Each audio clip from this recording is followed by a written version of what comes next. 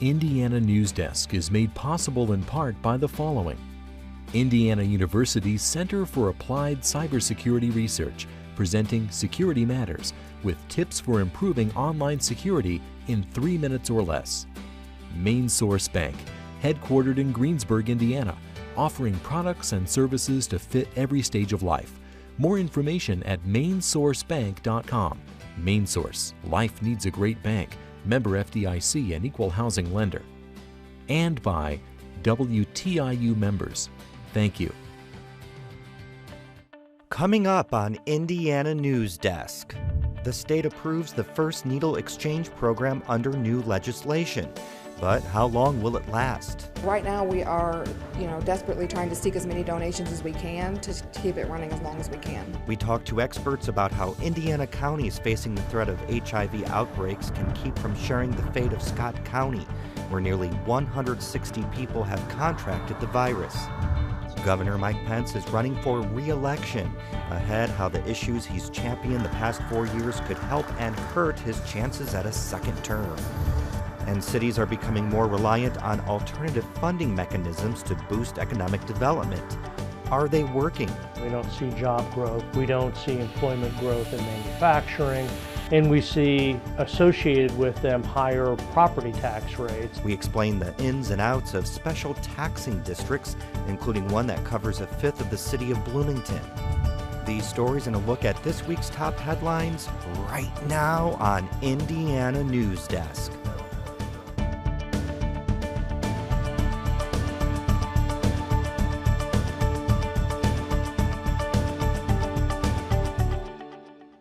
Welcome to Indiana Newsdesk. I'm Joe Wren. The county that's been hit hardest by the state's HIV outbreak will continue operating a needle exchange program for at least the next year. Indiana's State Health Commissioner approved Scott County's request to continue operating the program, which started after Governor Mike Pence signed an executive order in March. That order expires Sunday. And as Barbara Harrington reports, while the needle exchange won't go away, some are worried the funding will. And at this time, we are going to hear the public hearing on the needle exchange program for Scott County residents. It only took a matter of minutes for Scott County commissioners to unanimously approve continuing a needle exchange program aimed at curbing the alarming spread of HIV in the area. I might entertain a motion. During a public hearing earlier this week, no one spoke out for or against the program. It seemed all of the people in this room had come to a consensus. This was just something that had to be done. We've been working really, really hard on this needle exchange program, and there was that small chance that we might not be able to continue that. And people would ask us, what are you going to do if it doesn't get passed? And we honestly did not know. Since December, at least 160 people have been diagnosed with HIV, the majority of them from right here in Scott County. The state stepped in to help in March, setting up a one-stop shop where people can get tested, sign up for insurance, and enroll in the needle exchange. In the short time the program has been operating, health officials have handed out more than 16,000 needles, and they say it is making a difference. I mean, our whole goal from the beginning was to stop the spread of HIV, and I know that we are doing that because I know personally of 5 people that we have in the needle exchange program that were tested for HIV in the beginning, and they were negative, and they were just retested, and they're all still negative. So I know we've helped at least 5 people. Scott County is the first county in the state to operate a needle exchange program under recently passed legislation. The law allows counties at risk of an HIV outbreak to ask for permission to set up an exchange, with the state's health commissioner having final approval. This morning, the state health commissioner approved a local needle exchange program in Scott County as allowed through Senate Enrolled Act 461.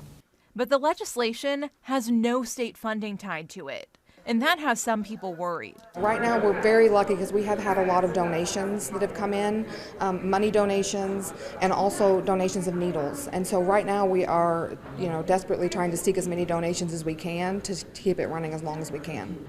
Now Scott County has to figure out how to fund its long-term response to the HIV outbreak. Will they be left to come up with the money on their own, or will the state pitch in to help? There are no state funds that are appropriated for needle exchange programs within individual counties, but counties can work with their partners to determine where those resources and funds may derive. Scott County still plans to ask the state for help with funding the year-long needle exchange. Commissioners also want help paying for additional staffing at the county health department, which has been working overtime to combat HIV. They're requesting an incident coordinator who can deal specifically with the outbreak and an additional registered nurse. That way it frees up our administrator to do the day-to-day operations that we had before. We still have them, goes on daily. Without the state's help, it could be difficult for the county to come up with the money to continue its prevention efforts. But county commissioners say if they have to, they'll take the proposal to the county council, and they're confident they'll find a way to crunch the numbers. Any county that tells you that they're not worried about funding, I'd say they're probably not being honest. So yes, I definitely, we worry about funding, but really, do we have a choice? After 1 year, Scott County will reevaluate the needle exchange program to determine whether it needs to be continued. The State Department of Health says it hasn't received requests from any other counties wanting to start similar programs, but the possibility is there. Diane Janowitz is an infectious disease physician with IU Health. She's been working with a team of doctors in southeastern Indiana to combat the HIV epidemic, and she recently wrote a Time article on what steps like a needle exchange can be taken to prevent another outbreak. Thanks so much for joining us. You know, we've been talking about this, it seems like every week for the last month or so, but every time you see those numbers just kind of keep going up. I think we're up to, what, 166 right now. Do you know by chance, is it by chance that people are just coming forward, or are these prevention methods not working as well? Well, I think the prevention methods are working. In fact, even though the numbers are continuing to climb, what we've seen is that each week the numbers that are positive, the number of people who are HIV infected are decreasing. So we're reaching that slope of the line where we're tapering off in the number of new cases. So we have made a difference. You pointed out that nationwide only about 8% of HIV cases are transmitted intravenous drug use. The rest are sexually transmitted. So does that mean that we need to rethink the way that we're educating people about HIV prevention at all? I think so. So, you know, many people are aware of the risk factors for transmitting or acquiring HIV, but in some certain areas we need to put emphasis on not only just the sexual transmission of HIV, but the transmission through IV drug use as well. Do you expect other counties to start using the needle exchange program at all? Well, so that's going to be up to each of the counties, and I think what's going to be important for them is to recognize the need for that. So they have to see that perhaps they have people who inject drugs and that those numbers are high, or perhaps they have a higher hepatitis C or a higher HIV prevalence than we see statewide. So those are clues to each county who would then decide whether or not this would be beneficial for them.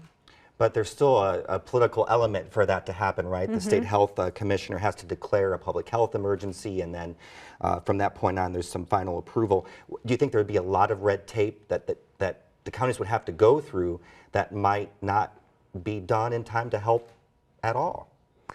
Well, so I think each of the counties was going to have to recognize the need that they have. And there are many state health officials and local health officials, as well as healthcare providers, who can help each local community recognize the warning signs that perhaps this too, what happened in Scott County, can happen to them, and then perhaps prevent that outbreak with implementing this, as well as many other mechanisms that exist.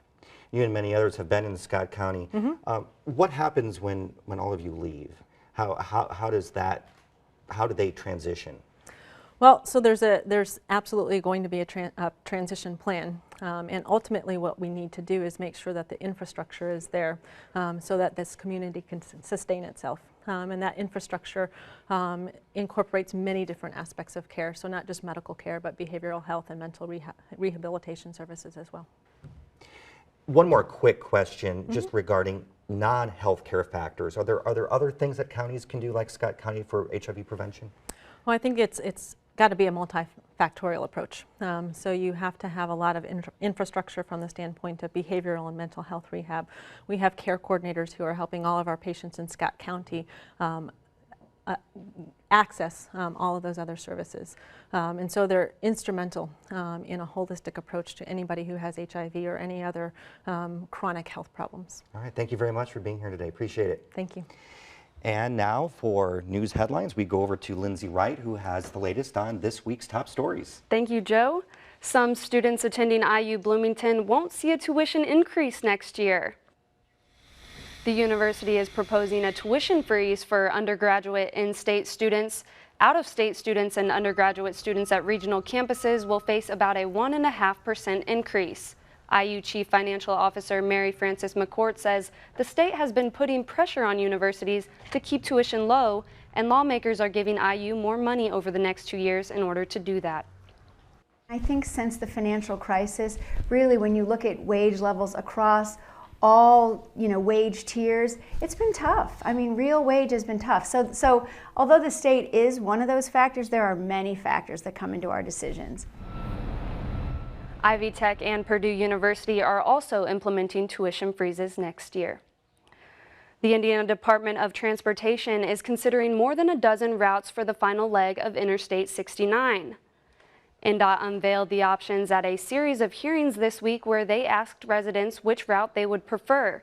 Many Martinsville residents say the interstate could spur economic growth, so it needs to go through Martinsville, not around it.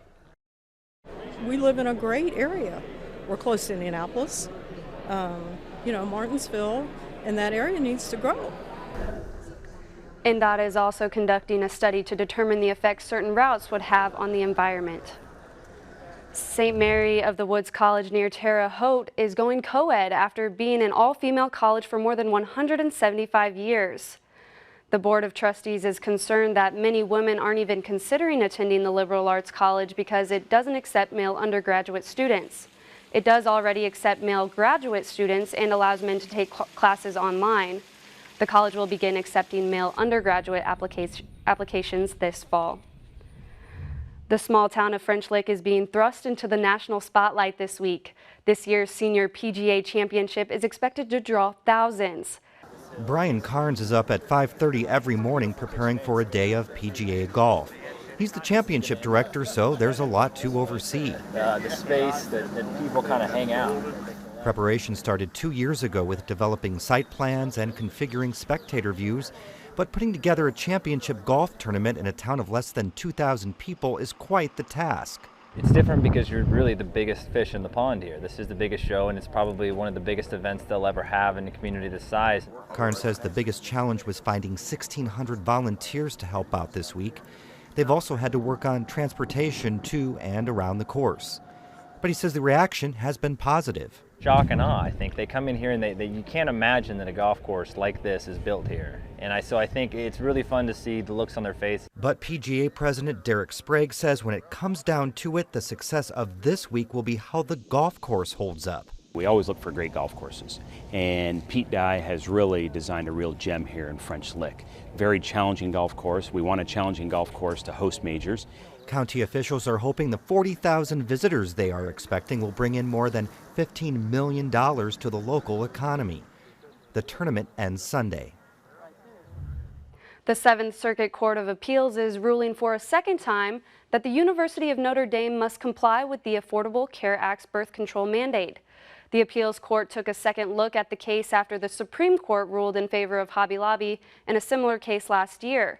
But the appeals court reaffirmed that the Obama administration has provided the university an adequate alternative to directly providing its employees birth control.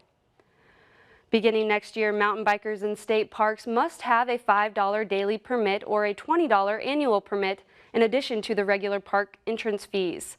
The permit will not be required for beginner trails. The Hoosier Mountain Bike Association spoke in support of the measure at a Natural Resources Commission meeting this week. So we've really focused on quality over quantity.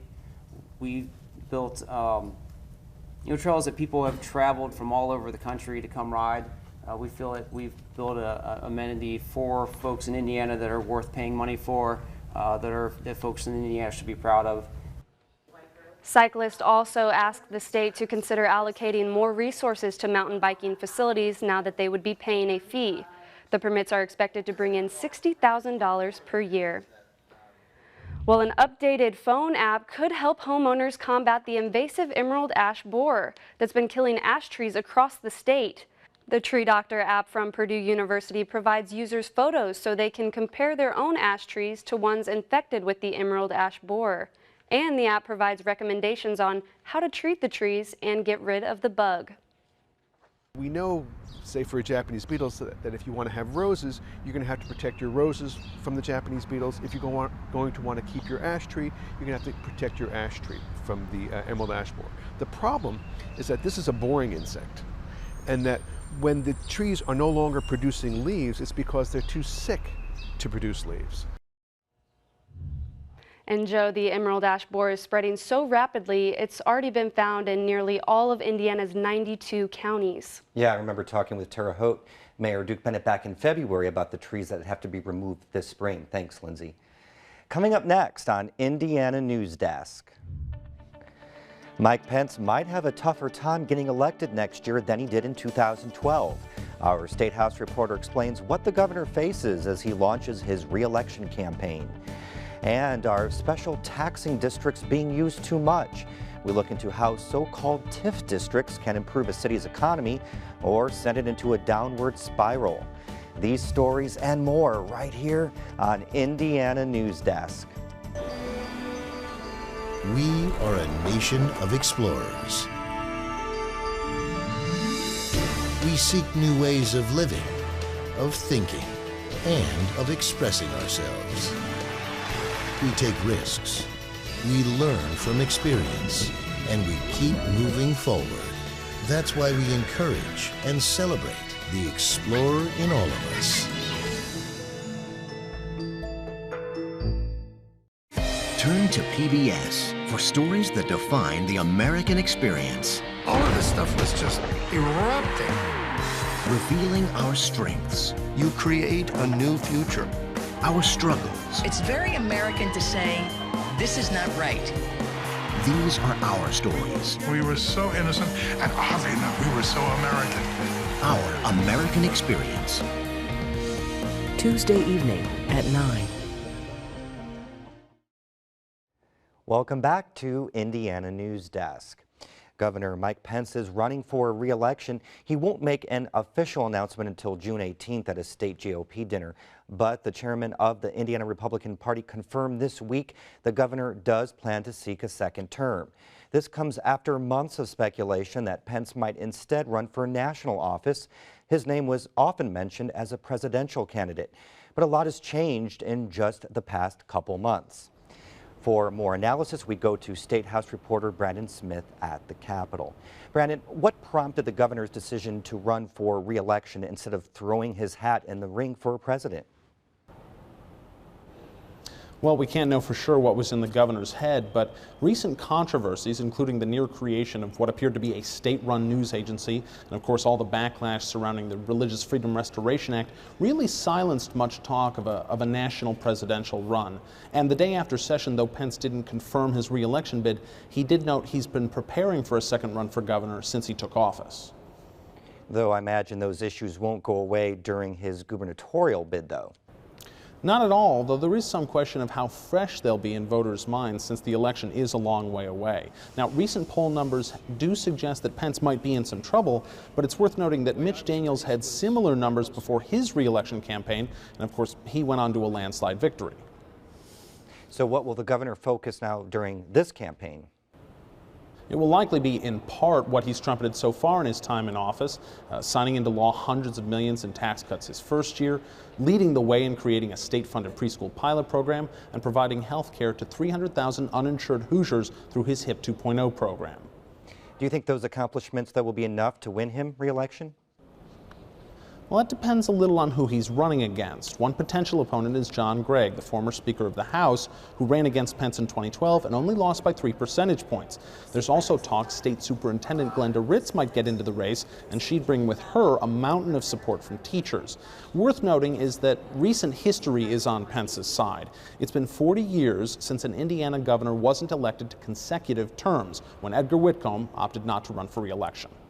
Okay, thank you, Brandon. Thank you, Joe. The Bloomington City Council Wednesday approved a nearly $50 million bond that will go toward redevelopment in the city. It's part of what's become known as Bloomington's Super TIF, TIF standing for Tax Increment Financing District. It's a district that has a special finance structure so the city can capitalize on future taxes. And cities are starting to rely on them much more heavily. In fact, 20% of Bloomington is within TIF districts. As Sarah Fenton reports, that's causing some people to worry about whether cities are using the tool as a crutch for poor financial governance. Less than a year ago, Hopscotch Coffee took a risk and opened on a newly developed section of the Beeline Trail in Bloomington. We've been sort of the brave pilgrims, I guess, if that's the metaphor we want to use, and we can report that it's going really well. Being on the Beeline Trail has been a big part of Hopscotch Coffee's success. The coffee shop gets foot traffic from the trail, and as other businesses open nearby, the number of those customers is likely to increase. We've been really excited about what's happening here. We've felt really supported. The Beeline is an example of a project funded partially by TIFs doing exactly what it's supposed to do. When TIFs work correctly, they encourage new businesses like Hopscotch to open and revitalize communities. So what are TIFs? So we've developed TIF stands for Tax Increment Financing. When a TIF district is established, the city takes out loans that go toward building up business in a specific area, such as Bloomington's Beeline Trail. They use that money to increase amenities, such as sewage lines, bike lanes, and sidewalks in the area to make it more attractive and increase property values. What you're trying to do is build amenities and develop properties that will attract businesses to come into the areas. In other words, if property values go up, so do property taxes, and that extra money gets funneled back into redeveloping that area. You're hopeful that you will see continued growth because you're redeveloping an area, that the assessed value will grow. There'll be other development that happens because of it, and you collect the funds to go inside the TIF. But a city can't just designate a TIF district and wait for money to roll in. They need to have a plan to jumpstart the process. Again, look at the Beeline. What you're beginning to see is businesses are buying property and building or redeveloping properties or undeveloped properties along that. So they're becoming both employment centers and living as well. So you see different kinds of growth. But critics say TIF districting at best is ineffective and at worst destructive, increasing property tax burdens and taking money away from other needed services. Ball State economist Michael Hicks co-authored a study that shows many TIF districts don't have a positive impact on communities at all. What we found, like many others did, that the economic benefits of TIFs aren't materializing. We don't see job growth. We don't see assessed value growth in the county that they're used in. We don't see employment growth in manufacturing, and we see associated with them higher property tax rates on households within the county. He uses Delaware County, where Ball State is located, as an example. Several years ago, the county designated this renewable energy business park a TIF district, but without a comprehensive plan, the business park has remained largely empty, and that means it isn't bringing in much tax revenue. Hicks says the problem is the county is cash-strapped, and it's been using the TIF model to avoid spending money out of its general fund to attract businesses to the area. TIFs, where the dollars are used solely for routine government budget purposes, no matter how meritorious they are, they're not living up to their billing. Hicks says using TIF money for, say, police equipment or trash cleanup defeats their very purpose. Bloomington officials say that's not a problem in their city. If we don't think it's going to grow, and if we don't think it's going to redevelop, and if there's not a good plan there, there's not going to be any increments. So you're doing a lot of work for an area that you wouldn't be able to reinvest in. But some city council members and Mayor Mark Cruzan say more oversight of TIF dollars is needed. The City Plan Commission is in the middle of debating a proposal that would put more restrictions on how TIF dollars are spent. The Bloomington Planning Commission still has to vote on the TIF restrictions. Half of the $50 million bond the City Council approved this week will go toward creating the Switchyard Park on the south side of the Beeline Trail. Mayor Cruzan says work there will begin soon. We already are ready to go. We'll start to reach out with contractors to, again, get the blueprints in place for the Switchyard Park. That will help us in our negotiations with developers and the Certified Tech Park. Switchyard Park will include a splash pad, dog park, and basketball court. And the Indianapolis 500 gets underway this weekend, but there was another race that happened this week. 5 speedy tortoises raced for the finish line this week in the annual Zoopolis 500. Crowds gathered at the Indianapolis Zoo Wednesday to cheer on their favorite turtle as they made their way to an enticing finish line, a buffet of fruits. Of course, in car racing fashion, the winner, Marco, also received a full glass of milk. How about that? Isn't that fun? And he's a 3-time winner, too. That's incredible. You know, I'm kind of wondering what the world record is in tortoise speed. It might be interesting to find out. Well, and there's a lot going on this weekend, Memorial Day weekend. Yeah, Indy 500, the PGA Tour, a lot of fun things to take advantage of. Exactly. That's the end of this program, but our work continues online as we cover the news throughout the week at WTIUnews.org. Have a great weekend.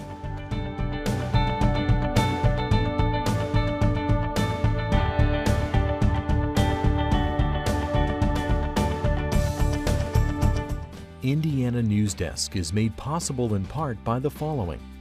Indiana University's Center for Applied Cybersecurity Research, presenting Security Matters, with tips for improving online security in 3 minutes or less. Main Source Bank, headquartered in Greensburg, Indiana, offering products and services to fit every stage of life. More information at mainsourcebank.com. Main Source, life needs a great bank. Member FDIC and equal housing lender. And by WTIU members. Thank you.